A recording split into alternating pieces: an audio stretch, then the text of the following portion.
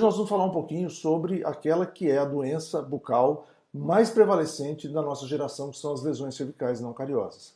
É uma restauraçãozinha aparentemente simples, ela é super corriqueira no consultório e assim, nós não vamos entrar aqui em detalhes porque que ela ocorre, enfim, quais são as causas, mas se você tem interesse, e você deveria ter, sobre esse assunto, consulte o livro do nosso querido amigo Paulo Vinícius Soares, juntamente com o professor John Grippo, que é Lesões Cervicais Não Cariosas e Hipersensibilidade Dentária Cervical. Aí você vai ter todo o embasamento científico, como tratar e principalmente como prevenir esse tipo de lesão. Mas aqui nós vamos falar um pouquinho, porque como essa é uma restauração, apesar dela ser pequena, ela ser uma restauração assim, aparentemente simples, muitos dentistas não conseguem fazer com que as restaurações durem muito tempo na boca do paciente. Tá? Então ela tem um truquezinho, ela tem uma certa dificuldade que a gente vai tentar, é simples, mas nós vamos tentar passar aqui a nossa experiência junto com essas restaurações já há muito tempo que a gente restaura dessa maneira como nós vamos explicar para vocês aqui. Tá? Então o caso é esse aí que vocês estão vendo. Vocês percebem que tem duas lesões, né? Uma em esmalte aqui e em dentina aqui embaixo. Né? Na verdade, o paciente tem múltiplas lesões em vários dentes, enfim. O diagnóstico será e na verdade foi feito para que nós possamos fazer com que esse paciente seja tratado, não é somente restaurado, só ter essas lesões feitas e pronto. Não, ele tem uma condição bucal que a gente tem que prestar atenção e é nisso que o livro vai nos ajudar, tá bom? Então vamos lá. Primeira coisa, isolamento do campo operatório. A gente está lidando numa região altamente sensível. Por quê? Porque está próximo da gengiva. Qualquer coisa ali sangra, qualquer coisa, nós temos exudato gengival. Se essa gengiva está um pouquinho inflamada, ela está sempre vazando alguma coisinha ali pelo suco. Então, se você está querendo fazer a adesão nessa área aqui, onde nós temos a dentina, que é a área crítica da nossa restauração, você precisa de um campo isolado. Tem que ser isolamento absoluto? Não. Muitas vezes, se a gengiva é saudável, se a gengiva é espessa, você coloca um fio de retração gengival ou então você, isso é uma dica do professor Baratieri, você pega um pedacinho de teflon, aquela fita velha rosca, faz um fiozinho com ela, faz assim, você enrola ela na mão, ela fica um fiozinho e você coloca ali para retrair a gengiva e segurar um pouco esse exudato do suco gengival, tá? Então, você pode usar isolamento relativo. Eu sempre que posso, e quase sempre a gente pode, eu uso isolamento absoluto, porque eu acho que é mais fácil, eu não acho que é mais difícil, não acho que é mais complicado, eu acho que a gente tem um controle melhor. E às vezes, mesmo com isolamento absoluto, principalmente no caso de dente inferior, como esse aqui, às vezes aparece um pouquinho aqui, sabe? Um pouquinho de infiltração de saliva nessa região aqui. Aí o que eu faço? Eu pego a minha fita de teflon e coloco ali também, além do isolamento absoluto, para selar, para vedar bem o meu campo operatório, tá bom? Então aí o que nós vamos fazer? A gente vê que é uma lesão cervical não cariosa, ou seja, não tem cárie, mas a gente tem que limpar essa superfície, tá bom? Remover tártaro, que eventualmente tenha principalmente nessa região aqui, remover placa e remover biofilme, tá? Então isso aí tem que ser feito com uma raspagem.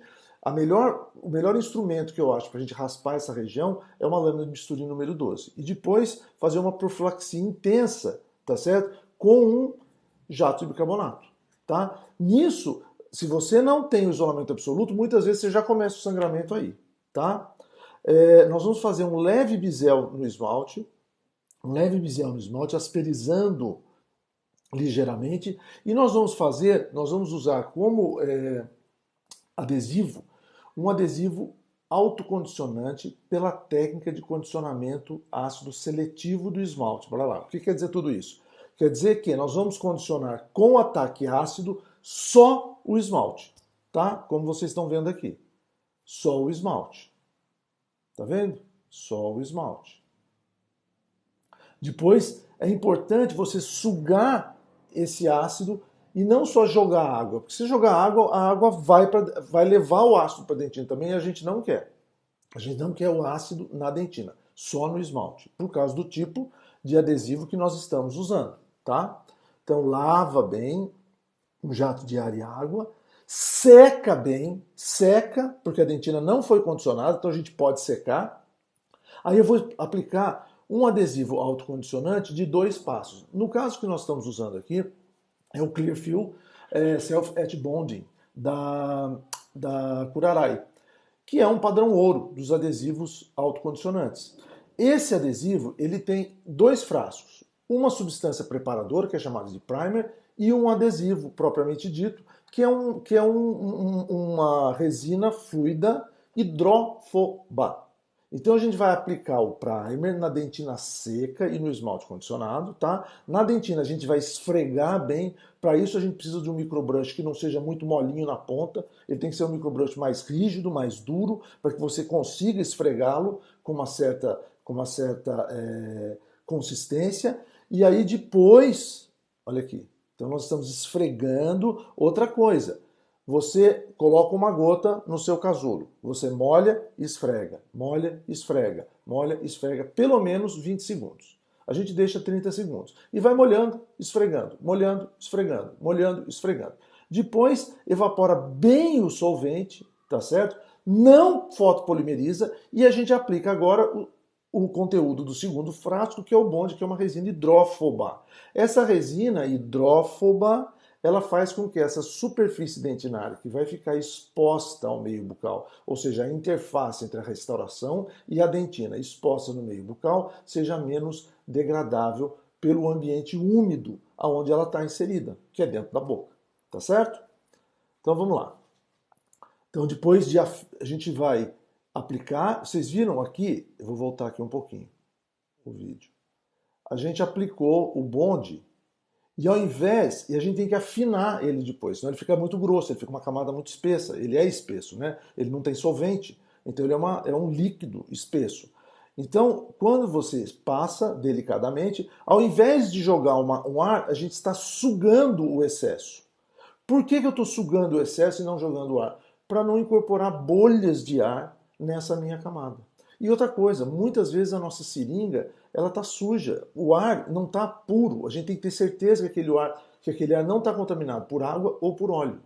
A gente pode fazer isso espirrando o ar num espelho, por exemplo, espelho clínico, para ver se ele está realmente seco. Mas quando você suga o excesso com uma ponta fina de sugador, você remove sem que haja o risco de contaminar essa camada que é super importante. Nós vamos ver aqui, bom, aí nós vamos polimerizar, tá certo? Polimerizar 20 segundos pelo menos, tá? Quanto mais melhor, 30. Vocês viram que a gente tem duas cavidades bem profundas. Se você tentar colocar a sua resina restauradora diretamente nessas cavidades, você vai ver que ela não vai se adaptar, você vai ter uma bolha ali. E a gente não quer sensibilidade nessa região, porque normalmente o paciente já tem. Ele vem para ser tratado dessa sensibilidade. Se você, na hora de fazer a sua restauração, mesmo com um bom adesivo, você coloca uma bolha de ar ali, você corre o risco dessa restauração sua ficar sensível posteriormente. E outra coisa, a adesão vai ser prejudicada. Então o que a gente faz? A gente aplica, quando a cavidade é muito profunda, quando ela tem um ângulo muito vivo no seu fundo, na sua parte mais profunda, a gente aplica um pouquinho da resina Flow. Tá? Essa resina Flow ela pode ser polimerizada ou não. Ela pode ser só também um veículo para a gente colocar a nossa resina restauradora. Tá? Você pode colocar um pouquinho dela no fundo da cavidade, polimerizar e depois colocar a resina restauradora. A gente prefere, se é uma cavidade rasa, apesar dela ter o fundo dela ter um ângulo vivo, ela ainda assim ela é relativamente rasa. A profundidade total dessa cavidade, da parte mais profunda dela, deve dar 2,5 milímetros. Então a gente põe o Flow, como vocês estão vendo aí, a resina Flow, no caso aqui a Filtech Flow, da mesma cor da resina restauradora que a gente vai usar, tá vendo? Estou colocando nas duas cavidadezinhas um pouquinho, e aí sobre a Flow eu estou adaptando a minha resina. A resina que eu gosto demais de usar é essa, é a Filtech Z350 de corpo. Agora eu tenho usado bastante também a Universal, mas na minha opinião, tem que ser uma resina que tem um pouco mais de opacidade, porque essa é uma área mais opaca.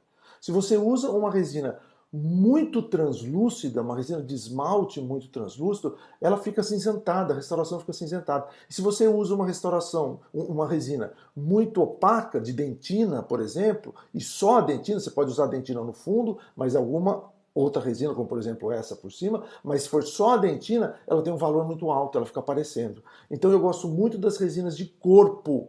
A gente tem essa, da, da, da 3M e tem também a forma da Ultradente, que eu também gosto, que é resina de corpo, tá? Nesse caso a gente usou a A2B então, sobre aquela resina Flow A2 que a gente colocou, sem polimerizar. Esse instrumento, muitas pessoas me perguntaram, que eu sempre utilizo, é o Optra Sculpt Pad da Ivoclar, tá? Optra Sculpt Pad da Ivoclar. Ele tem essas pontinhas de borracha aqui, tá? Que elas são substituídas, você tem pequeno e tem grande. Ela é muito legal para você adaptar as resinas nos preparos, nas cavidades. Ele é muito bacana. Tem gente que usa o dedo, mas por exemplo, o dedo nessa, o meu dedo é um pouco grande, alguém tem um dedo pequenininho, talvez funcione com a luva limpa, mas no meu caso o dedo fica difícil, ainda mais com um grampo ali, né? Então eu gosto muito desse instrumento. Tá vendo? Então a gente vai adaptando, adaptando, adaptando e tentando remover com a espátula, uma espátula fina, essa é uma espátula da Cosmedente, que eu gosto demais, que ela é bem fininha, tá? E você vai removendo com a espátula seca, com o pincel seco, o máximo que você puder de excesso. Eu não tenho a menor intenção de passar broca nessa região cervical depois, tá? Quanto menos no instrumento rotatório eu passar aí, melhor. Então eu estou tentando tirar da melhor maneira possível os excessos, tá vendo? Para isso é que eu preciso de uma espátula bem fininha. E essa da Cosmedente é muito legal, tá? Tá vendo? A gente deixa praticamente sem excesso nenhum. Tá aí a nossa restauração. Praticamente é isso. Tá bom? Tá vendo? Sem excesso nenhum aqui, olha, na região cervical. Para não precisar passar broca ou borracha nessa área. Tá aí a nossa restauração finalizada, o antes e depois. Espero que tenha ajudado. É um casinho assim do dia a dia, mas às vezes tem uns truquezinhos que eu gostaria de passar para vocês. Espero que eu tenha conseguido. Tá bom? Obrigado por terem assistido. Grande abraço. Até a próxima.